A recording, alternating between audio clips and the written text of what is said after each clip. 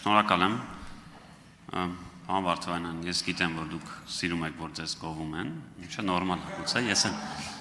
ակնհայտ է դա կարծում եմ, ես էլ գովեմ, ես շնորհավորում եմ ձեզ, ֆուտբոլային լեզվով ասած լավ քամբեք եք արել, որտեղ երևի այս դահլիճում ընդդիմադիրներից միակն եք, որ ավելի բարձր տեղ եք հավակնում։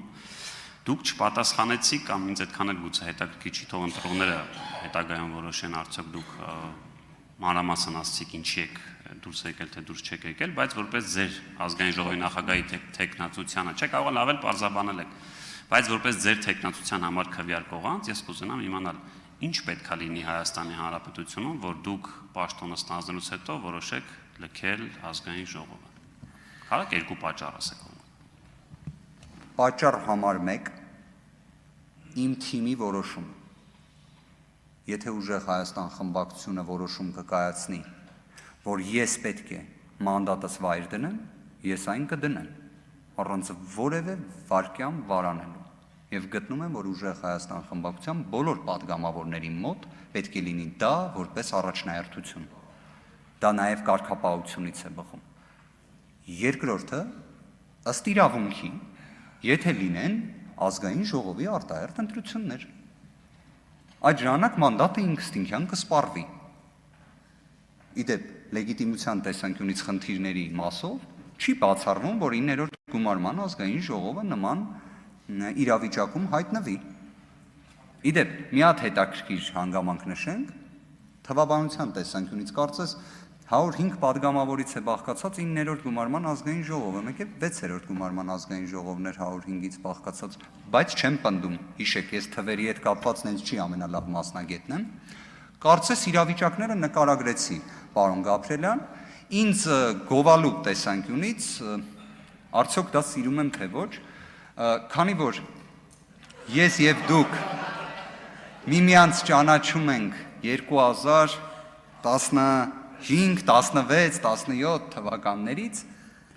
անկեղծ կպատասխանեմ, եթե 10 տարի հետ գնանք, դիպուկ նկարագրեցիք ինձ։ 10 տարի առաջ ենք գնում, փոխվել ենք,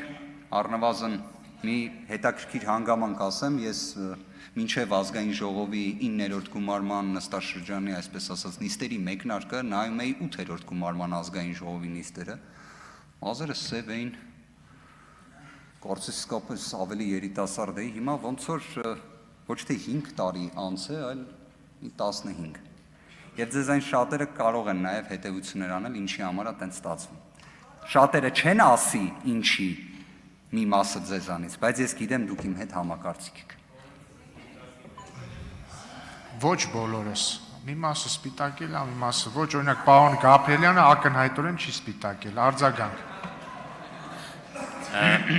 Շատ լավ, երկու պատճառները հասկացանք, ֆիքսեցինք, ես հետագայում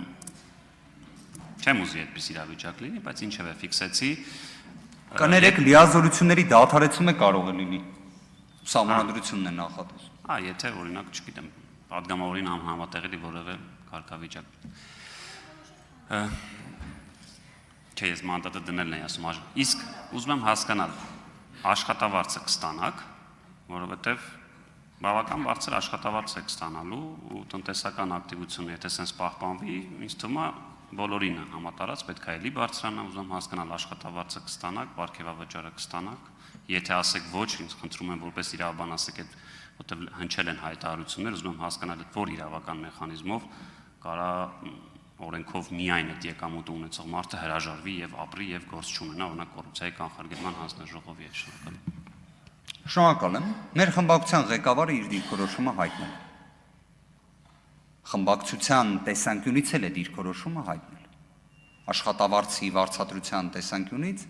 մենք ունենք բացառություն իդեմս պարոն Կարապետյանի։ Միաժամանակ պարգևավճարների հետ կապված ունենք հստակ դիրքորոշում։ Անձնապես, անհատապես որևէ պատգամավոր պարգևավճար, եթե նույնիսկ ձևական առումով ստանալու է, այն բացառապես ուղղվելու է բարեգործության, կոնկրետ մեր հայրենակիցների խնդիրների լուծման, որն էլ լինելու է բացառիկ թափանցիկության տեսանկյունից, այսինքն թափանցիկության մի հատ նոր շեմ ենք ուզում նախատեսել։ Ցույց տանք դա։ Ցույց տանք։